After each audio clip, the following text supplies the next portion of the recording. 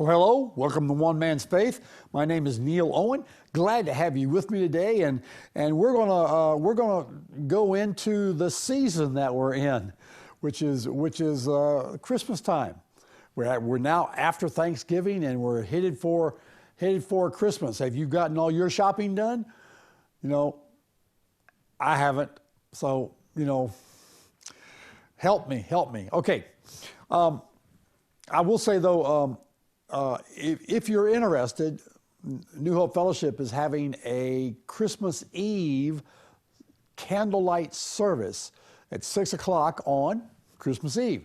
So if you'd like to come on out. We'd love to have you. Bring a friend, and we're going to have some finger foods to just be able to fellowship with afterwards. I will do my best to keep it at 1 hour. Okay. But we just want to be able to celebrate together Christmas Eve, what Christmas is all about. And with that in mind, do you know what time we're in right now?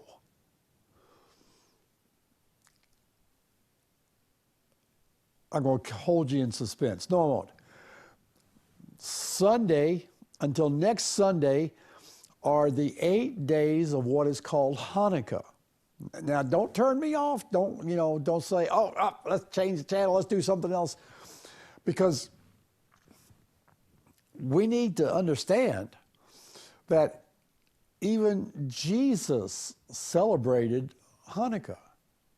I don't know if you're familiar with that or not, but I want to look at Hanukkah tonight and what it means and what it can mean for us. We a lot of times don't associate with it. We don't understand what's going on with it because we think that anything Jewish we don't have to worry about. And I don't think that's quite right. And I'm going to start off with that just to wet your whistle and get you to understand a little bit. In John chapter 10, starting with verse 22, it says that at the time the feast of dedication took place in Jerusalem. It was winter, and Jesus was walking in the temple in the portico of Solomon. The Jews then gathered around him and were saying to him, "How long will you keep us in suspense? If you are the Christ, tell us plainly." And Jesus answered them, "I told you, and you did not believe. The works that I do in my Father's name, these testify of me. But you did not believe because you are not of my sheep. My sheep hear my voice, and I know them, and they follow me. And I give eternal life to them, and they will never perish. And no one will snatch them out of my hand." Okay, in this little short piece of passage, it says that at the time the Feast of Dedication took place in Jerusalem. The Feast of Dedication is another name for Hanukkah. Okay? And interestingly, it says, and it was winter. And Hanukkah falls, it falls on the 25th of Tislev, which is at the, in the end of November through December time period, somewhere in there. So it's wintertime, and believe it or not, it's wintertime in Israel now. They're going through winter just as we are. So the Feast of Dedication, Hanukkah, occurs then. Okay? Jesus celebrated it because it was a feast that the Jewish people had. Now, why? What is Hanukkah? And what does it mean to me? That's what I want to look at. But I want to take us back and go to I want to look at the feast. Okay, the feast itself. Now, during the Feast of Hanukkah, for each day, they go through Psalms 113 to 18. And they use that because those are praise psalms, and they also use them when they're going up to Jerusalem for any of the feasts. So to the Jewish people, it is a feast just like any of the other feasts that they celebrate. Now, about 2,000 years ago, this is between, it's in what we call the 400 years of silence, from the end of Malachi to when we have the introduction of John the Baptist. Really, that's what starts it all, with Elizabeth and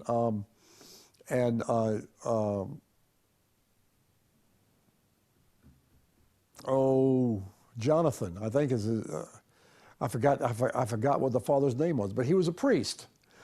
And so that's a 400-year time period. And during that time, things kind of got bad. All right?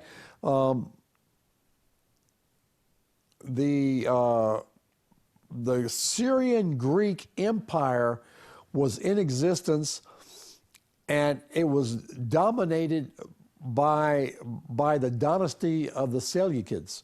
And it starts with Antiochus III. He was the king of Syria, and he waged war with King Ptolemy in Egypt, and it was over the possession of Israel. Even way back then, when you think Israel was, it was at the end of time when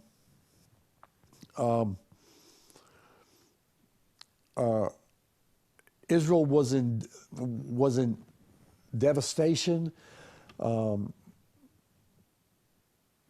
Things had happened. The Jews had been run out, had been taken captive. It was a time of turmoil, but people still wanted that land. And so the Syrian Greeks wanted the land, and Egypt had it, and so they fought Egypt, and they got it back. Also working within was Jewish people wanting to be Greek. The term that's normally used is Hellenistic. They were Hellenistic Greek Jews. They wanted to accept the idol worship and the Syrian way of life.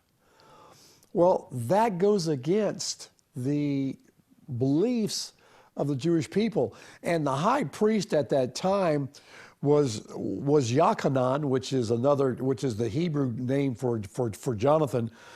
He was a high priest, excuse me, and he saw the danger. He saw the danger in this. Let me stop for just a second. Okay, there, I got rid of it. He saw the danger in what was happening, and so he tried to keep the influence of the Torah in check with the people. And so he was opposed. He was opposed by the Hellenistic Jews, and they attempted to get rid of him. And they even told the king that, hey, there is money at the temple. Now that was important because the Romans got involved and started making Antiochus and the Syrian Greek forces to give tribute to Rome. And they were taxing them heavily. And so they were calling on all the Jews to give up their gold. Well, the Hellenistic Jews told the king, hey, there's money in the temple. And there was money. There was money that was called it was a half a shekel, which all Jewish adult Jews gave annually. It was for the purpose of sacrifice and for repair to the temple. Also, there was a fund set aside that was the orphans fund. was the orphans fund to, it was deposited for them until they became of age, and then it was given to almost like a college fund, so to speak, except they didn't have college, okay?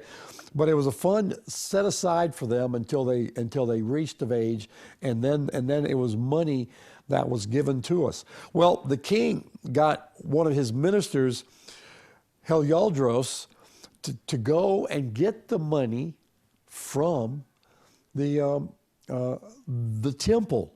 And the high priest said, please don't. You know, if it's for the orphans, it's to keep this place in repair. This is God's place. And it says this.